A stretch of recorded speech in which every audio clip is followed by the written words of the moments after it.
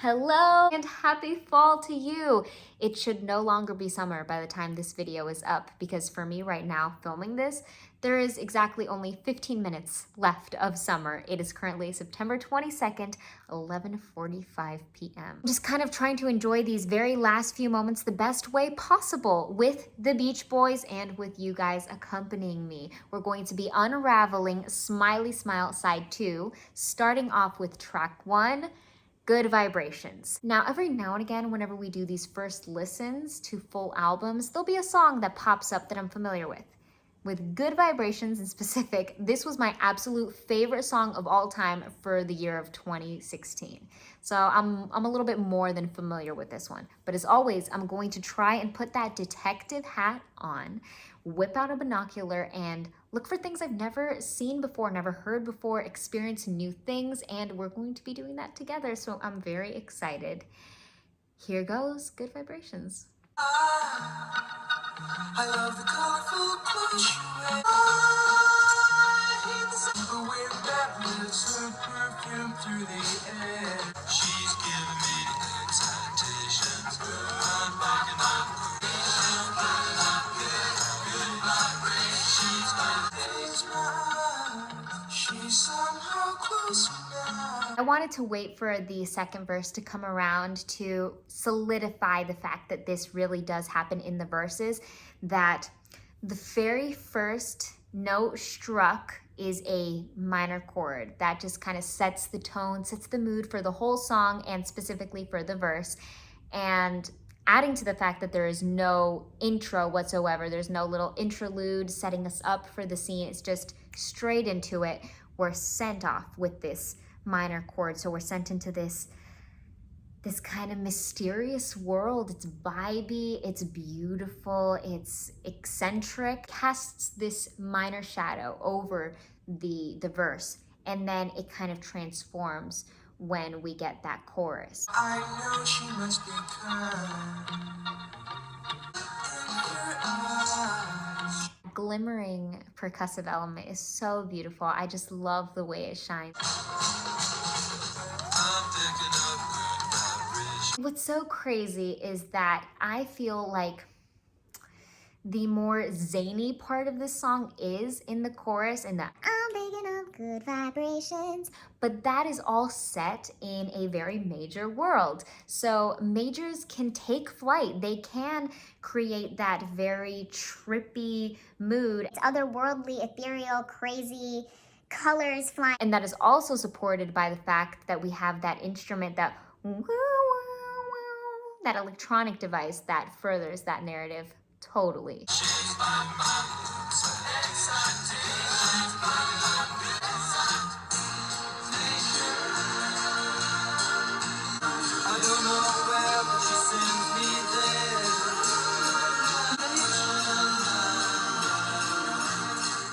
So before we have another transition and experience a completely different face of this song, I want to just express that little breakdown where I don't know where, but she sends me there. I can just feel the sun shining down on me, even as close to midnight as we are. I just feel that warm summer day and that happiness that is completely unmatched in this section.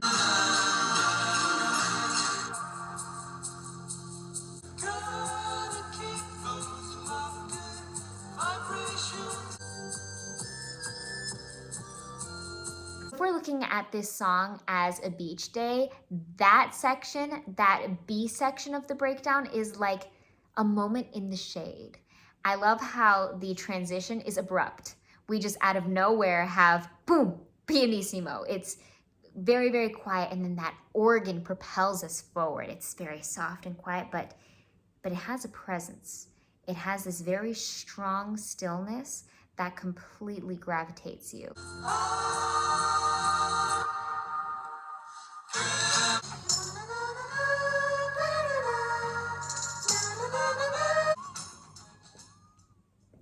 So if nothing else, I was able to notice one thing that I hadn't before, or maybe even if I did, it was something that was buried deep in my subconscious and I never really paid much thought to it. But at the very end, I realized that this song kind of reminds me of my days watching the magic school bus. Seatbelts, everyone! Please let this be a normal field trip. There's just that feeling of excitement, of something wild that's about to happen, of this journey, this trip that you're about to go on, and they deliver. Every second of this song is pure magic, and I will fight to the death with anyone who opposes me because this song has been so important in my life for so long, and I stand by it. Every time I listen to this song is like more and more evidence as to why it's so good. You know, now I know that every time we have a new section, it's color-coded in a completely new way. It's like we have these goggles, and each time we enter a new section, our goggle color switches, you know, the lens and the shade switches ever so slightly. Some are more contrasting to others, like the difference between the verse and the choruses are stark, and the difference in that bridge, there's like an A section and a B section to the bridge, both so contrasting to one another, and that constant keeping you on your toes feeling is what drives this song forward and has put it on the maps of musical history forever. Now, crossing back over into uncharted territories for me, we've got With Me Tonight, number 2. On and on she go down be doo da. On and on she go down be doo. I know. No intro seems to be a theme so far, 2 of 2 on this side alone. And there's something so powerful about that because it's backed by the fact that they're so brilliant with the way that they're able to harmonize. It's more than just each individual voice combined. There's something extra that their voices together create. And then the incorporation of that subtle and slight organ, those pitches just combined as if it was yet another voice. Instead of taking away from the a cappella nature, I feel like it adds to it in a way.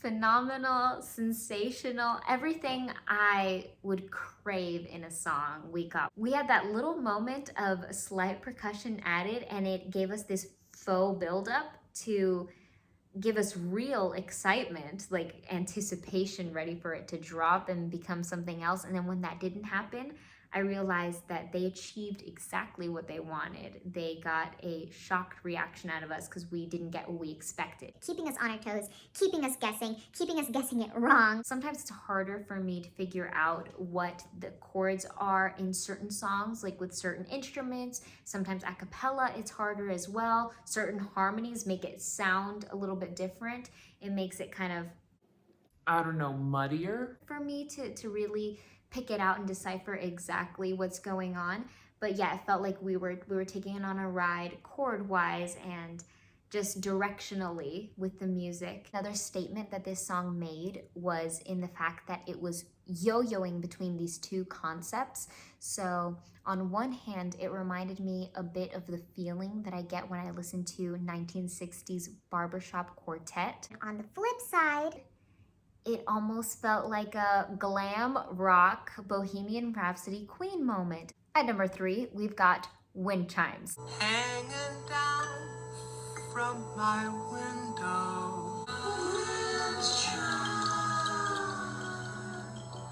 Though it's hard, I try not on a warm breeze. The little bells tinkle on the wind chime. I love how they're fusing the world of psychedelic with the world of Soothing and calming. It is very transformative, especially with that line where we had some new and interesting chords introduced. And lean back.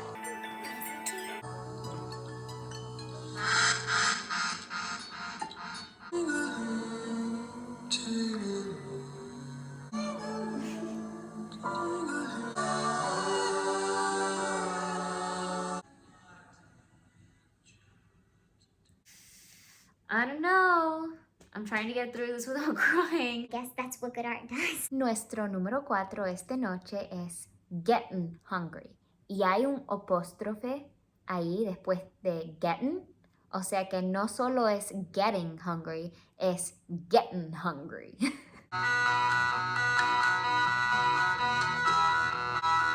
I wake up in the morning and oh,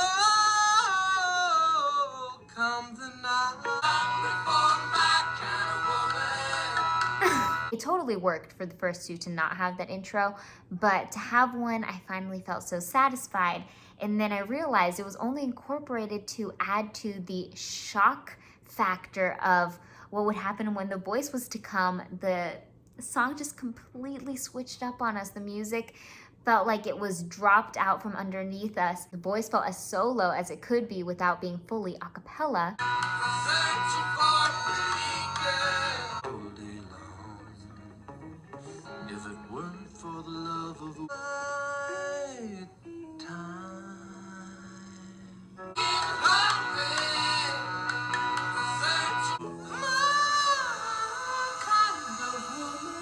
That moment right there was so bluesy and jazzy. All in response within itself, not melodically or lyrically, but more so sectionally. Number 5 and second to last, we've got Wonderful. She belongs there, left with her lip the wonderful. Was that a little choral moment? Did we have a choir peep through? Softly and moved her body to the recess, the chalk and number. Hey,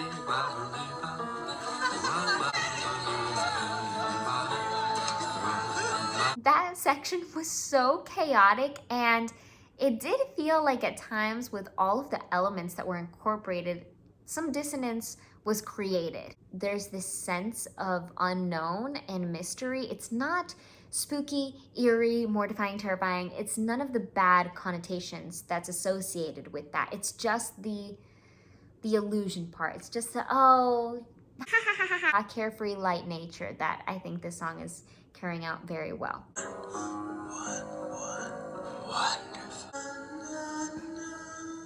Stellar. When he lets off and he gives that more whimsical whisper, we can see that journey that the chords go on that I think went on the first time around that it was introduced, but it becomes way more obvious when the voice is lifted up and it's not the central focus anymore. Whimsical nature that's then released with that chaotic part, but it feels like it always exists, even when it's not chaotic, it's just suppressed. For the final song of the night, we've got Whistle In. Whistling, remember the day, all day long. Kicking off the song with that whistling introduction, just so on the nose. Clever, genius, seizing the moment. Overarching, major, sunshiny feeling, I feel like encapsulates this whole album, so it's the perfect way to end it. The second phrase stays major, but then I feel like we have this transitional chord that's used as this device to propel us. It's right there. Now, as far as our super thanks heroes go, I can never repay you or thank you enough. Thank you, a humble thank you from my behalf. I love you guys so much. An enormous thank you to Richard Olsen, Paul Edwards, Marissa Martinez, Bob Charles, Beatles for Sale, Joe Scott, Nathan Sellers, and Ed Myers. I love you guys eternally.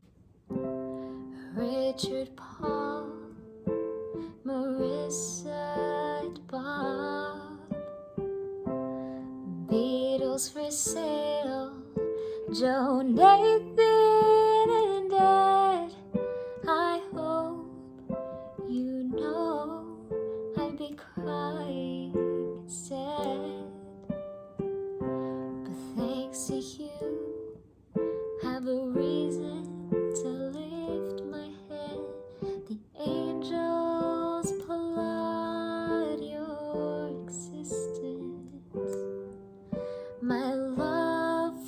close to you. No matter the distance, I hope you know I'm grateful for you forevermore, forevermore. We've got the orange flavored LaCroix, so cheers. Remember to stay hydrated, do something that makes your heart happy, fulfills your soul, and take it easy.